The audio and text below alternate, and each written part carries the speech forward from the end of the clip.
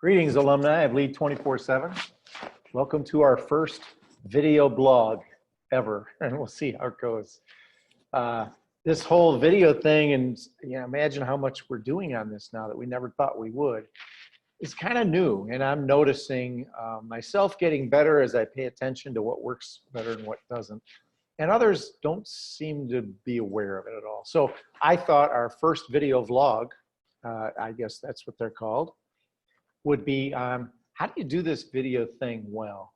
Now, I'm in no way an expert, but it doesn't take a rocket scientist to just kind of pay attention and see what seems to go better and what seems not to. And so, like in public speaking, we're not super experts on that, but we know enough stuff to where we can teach you some things. So then it's in that same spirit that we're doing that here. So in that spirit of just kind of sharing what we've learned and what might be helpful, I have a top 10 list for you to consider. So number 10, meaning kind of least important maybe, is to remember to mute yourself. Now, maybe this is very important, but I think most of you already know this stuff, that when you're not speaking, it's great to be muted. That way, there's not background noise. And if you're aware of the spacebar trick, so just be muted, but you can hit the spacebar, and that will unmute you while you're talking, and then you can let go again. So most of you probably know that. Number 9 on my list of the top 10 is to make sure that you're speaking up and being heard. If you're an introvert like me, Zoom or team meetings or whatever video you're using can be a great way to just kind of be passive and blend into the background. Leadership's about influence. So don't go out of your way to speak up, but make sure if you have things to say, that you raise your hand, you interrupt, however it's done, that you make sure that you're being heard. Number 8 on the list is talking about sound quality. Now, I'm choosing to use these earbuds with a microphone. Sometimes this rubs on, like if I have a zipper vest or something on, it'll rub on that. So I'm looking for one that hangs down to here. But rather than just using the computer speaker and microphone where you can get echo and other kinds of noises, I think it's wise to do something like this, or a headpiece that has a piece that sticks out. So sound quality is really important. Number 7 on the list is, in the right context, this media, this format can be really cool. You can show people your kids. You can show them your dog. You can show them your yard. You can show them the favorite project that you're working on right now. But make sure that's in the right context. More so when you're meeting with your core team and you're being a little more, let's get to know each other. Let's share, maybe be a little more vulnerable. But be careful about when you do that. These meetings should be about serving others, not about serving you. Number 6 on my top 10 list is think about your background. Background, I don't know if it's super important, but it's an opportunity. And you may notice that I've already shown you now my 3rd background. I'm going to show you a 4th in a moment. We like our office. We think there's some cool spots here. So when I'm having these kinds of meetings, I'm thinking about, not that I want the background to become the topic or become distracting, but I want it, to be a cool background, an appropriate background. Now, some of you know you can do virtual backgrounds. I've actually got a green screen where I can do that pretty well. But me sitting on a beach talking to you right now might kind of be fun, but I don't think it's very appropriate. So when I do use virtual backgrounds, it's with a background that would be appropriate. So I have some pictures from the office that if I'm meeting from home, I might have those pictures up behind me. Number 5 on the top 10 list is to try to get the camera at eye level. So I've seen several people meeting like this. Maybe this is a little extreme, but kind of you're looking up their nose and you see the ceiling.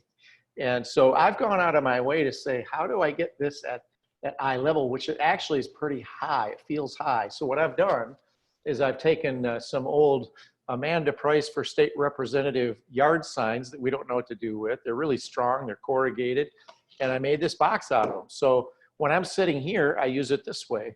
In a moment, I'm going to be standing, and you won't see it, but it'll be up like that at a different station. So whether you have a box or something like that, do what you can to try to get the camera at eye level. So you're not having to look up at it, you're not looking down at it. Number 4 on the top 10 list then is to try to do your best to look at the camera. Now you might see a slight difference. Right now I'm looking at me on the screen. Now I'm looking at you in the camera, and it's weird to look at that little dot. But if you really want to connect with people, do more looking at that dot. Now I have notes that I want to look at that remind me what I'm saying next, and they are at the other end of the room on a whiteboard. That's so much better than if I have my notes down here and I'm looking down and you're looking at the top of my head. So as much as possible, try to be looking toward that camera. Yeah, so I'm going to keep my head in the top also. So when I'm looking at me on the screen to see if I'm doing okay, I'm also close to looking at the camera. And that brings up number 3 is how do you frame yourself in the picture? I've seen people do this. Some people think your face should be in the middle. It shouldn't be. It should be up toward the top, even cut off a little bit at times. And I've learned this from professional photographers and videographers. And there's really no reason to have this dead space above me.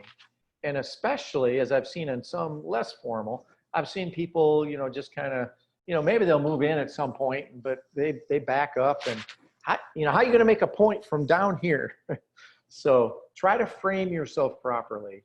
And if I'm gonna be backing up away from the camera, I'll reset it and kind of go back here. So think about what you look like. Being in these meetings is about serving the people you're with. It's not about you being comfortable. So number 2 on my top 10 list is posture. Now, I don't think any of you, I certainly wouldn't in a face-to-face meeting kind of do a couch slouch. But boy, when I'm sitting in these meetings sometimes and I'm in these slippery kinds of chairs we have here or a comfortable chair at home, man, my posture can just start to wilt.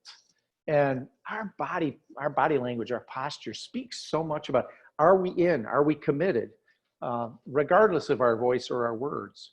So I just think it's really important that you think about posture. Now, when I'm doing something like this where I'm the only one speaking, I'm actually a fan of standing. And so you see where I am in the office now. I'm standing at one of our teaching stations and I have that box up high, so I'm at eye level. And this allows me to kind of step back and use my hands more if I want to do it more like public speaking. I can certainly lean in.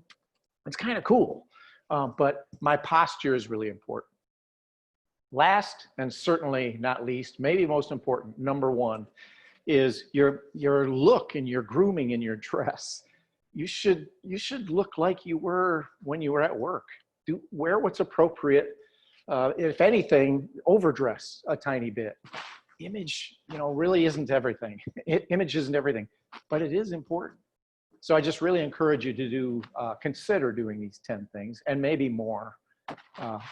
One thing I want to underline is this is an incredibly critical time for great leadership. You all get that right now. And this is one of the tools now that apparently we're going to use a lot to lead. Let's try to be really good at it.